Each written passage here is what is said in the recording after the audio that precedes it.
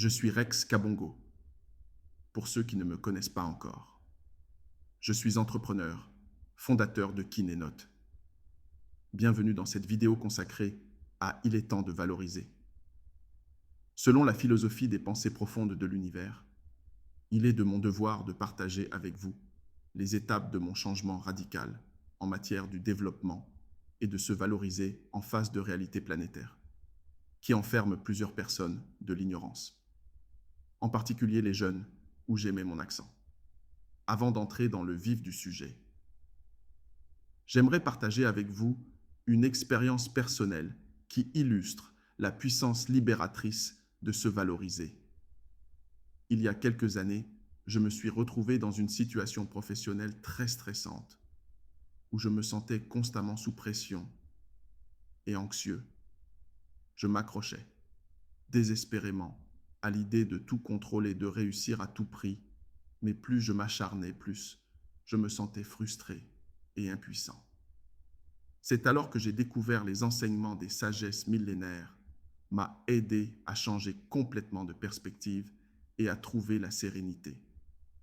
Mais je sais aussi que ce genre de message si importante ne pas trop suivi par les jeunes. Pour une bonne raison, le système du mensonge planétaire veut que l'homme jeune reste ignorant de la vérité. Par le biais de la distraction numérique, en vérité, on vous considère comme les numéros changeables. Alors si toi, tu veux faire la différence, abonne-toi et donne-moi un j'aime. Mes amis, il est temps de nous lever. Que chacun entre nous reconquérir le territoire de sa destinée et de remettre vos pensées à leur place. Que chacun d'entre nous se rappelle d'entraîner son esprit tous les jours. Si vous vous laissez déchaîner par le tromperie de ceux qui ne pas à votre contrôle ou maîtrise, il s'atrophie. Si chacun discipline son esprit et le contrôle, il devient votre arme la plus puissante. Comment le faire? La suivez, moi très bien ici. 1. Commencez par de petites choses, comme arrêter de juger, ou d'être un instrument qu'on utilise contre les autres. 2. Lorsqu'une pensée négative se glisse dans votre esprit, opposez-lui 5 pensées positives. 3. Quand tu te sens débordé, il faut décomposer la tâche en morceaux gérables. 4. Il faut le savoir que le contrôle ne se limite pas à ce que vous pensez, mais aussi à ce que vous consommez. Exemple, les livres qu'on lit, les émissions que vous regardez, les personnes dont nous sommes entourés. Tout ceci alimente votre paysage mental. Il est normal si on se gave de saloperies. Ne sois pas étonné de voir ton esprit se transformer en terrain vague. Nourrissez-le de connaissances, de positivité et des objectifs. La méditation, la visualisation, les affirmations. Ils ne sont pas que les mots à la mode, mais des outils, des armes pour votre arsenal quand ça devient de trop lâcher prise. Qu'entendons-nous exactement par lâcher prise? Je nous invite à distinguer ce qui dépend de nous de ce qui n'en dépend pas de nous. J'ai lu Marc Aurèle.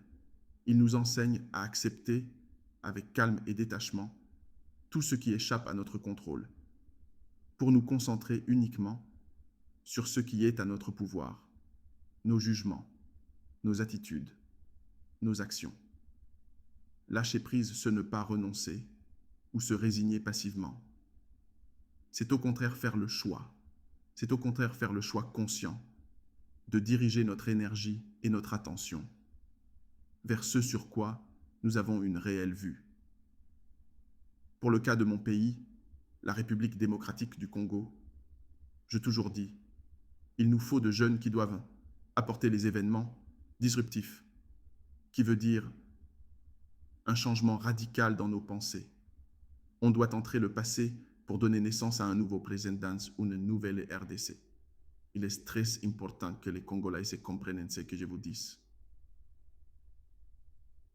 On ne doit plus demeurer dans la position de victime génération par génération. On doit le savoir qu'entre les discours et les événements disruptifs ou un changement radical de mentalité dans le pays, il y a un événement central, Seul le sacrifice on doit alors refuser de rester ceux-là dont la vie dépend du pouvoir des autres.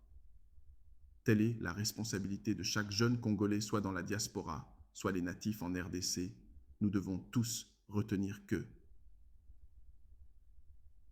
ce qui nous sépare de l'événement au discours, c'est le sacrifice pour arriver à un changement radical.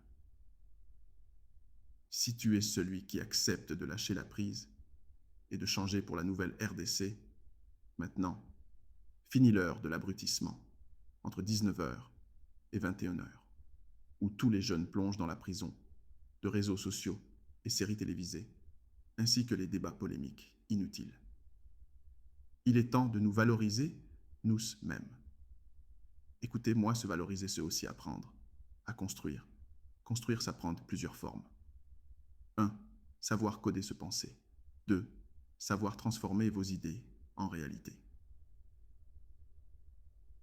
RDC, écoute-moi. Nous n'avons pas besoin d'épater le monde, mais de faire. Abonne-toi et donne un bon j'aime. À très bientôt à la prochaine numéro. Rex Kabongo.